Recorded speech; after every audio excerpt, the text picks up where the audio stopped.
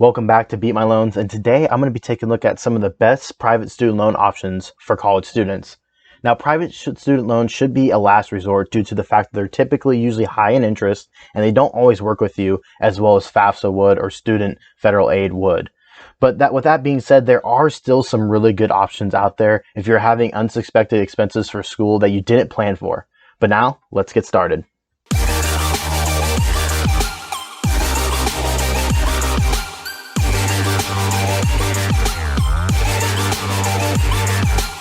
Now, one of the first private student loan lenders I'm going to be taking a look at today is Wells Fargo. Wells Fargo is one that I personally use and I was just recently able to pay off.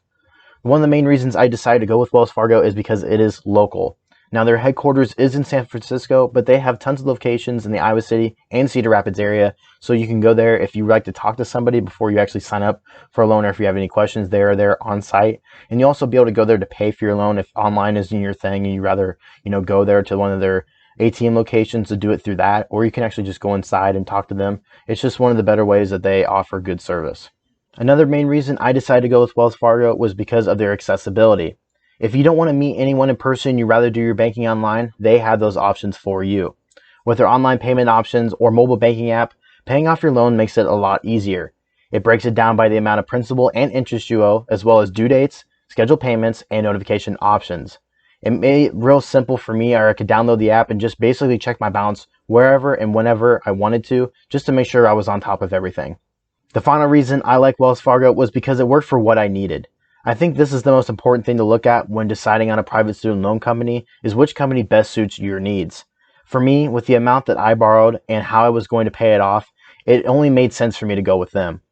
I would contact them before you make any decisions, and remember to ask your parents for their advice, because more than likely you will need them to co-sign on this loan before you do anything. So make sure to talk to them and do plenty of research before you make any decisions. The next lender I want to talk about is Sallie Mae.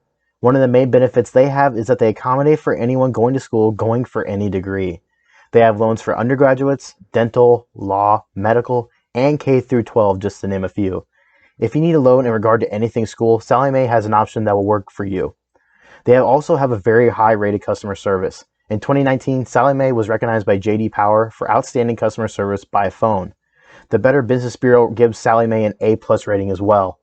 While complaints are mainly centered around interest rates and payment issues, which is something I talked about with private student loans, why it's best not to use them, but Sallie Mae still has a really good customer service support. Let's get down to the nitty-gritty of numbers and see what Sallie Mae has to offer. Their variable rate loan starts at 1.25%, which includes a 0.25% discount if you select monthly auto payment, which should be a very good idea, especially since we know that their interest rates are high.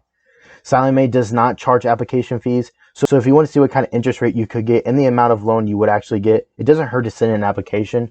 But the only thing that could be a drawback for this is that it will hurt your credit score. They have to go look at your background to see what kind of score you got, to see what kind of interest rate you get, and so it will hurt you if they go in and do that. They also don't offer refinancing, so if later on down the road you want to refinance and try to get a better rate, you won't be able to. You're stuck with the one you have. Also, rates can be up to 9.44% depending on your credit worthiness, so you typically want to make sure that your parents have really good credit, because obviously, just like Wells Fargo, they will more than likely have to co-sign for you. Now, I personally have not used Sallie Mae for myself, but I know a few people that do, and they say the same thing that the people that review it online do, is that the interest rates are high, and that could be a really big deal. And I mean, in terms of long run, you could be paying more in interest than you were the loan, and that could be a very big problem. Obviously, you want your money to go to the principal, the actual loan, more than you do the interest, which doesn't really help you. It's just that's how they make the money, and that's why these things are kind of, I don't want to say a trap, but it's just something you don't want to try to do if you don't have to. Well, that's all I have for you today. While that might seem like a short video, those were the two main private student loan companies that I could find that don't hurt you in the long term. Like I said in the beginning, private student loans should be a last-ditch effort to help cover some tuition or other college expenses that you just came up out of nowhere, or something that you miscalculated. Remember to do your research before you decide on a private student loan lender. Make sure to consult your parents before you make any decisions without them, because more than likely you're going to need them anyways in the process to help you get the loan with co-signing. The main thing to look out for is interest rates and companies that are willing to work for you. You want to find the best company that fits your needs. With that, you can't get enough of my content? I don't blame you. Make sure to check out my Instagram at BeatMyLoans, and head over to my website at beatmyloans.com, where I write blogs. And also make sure to subscribe to my YouTube channel in the bottom right hand corner.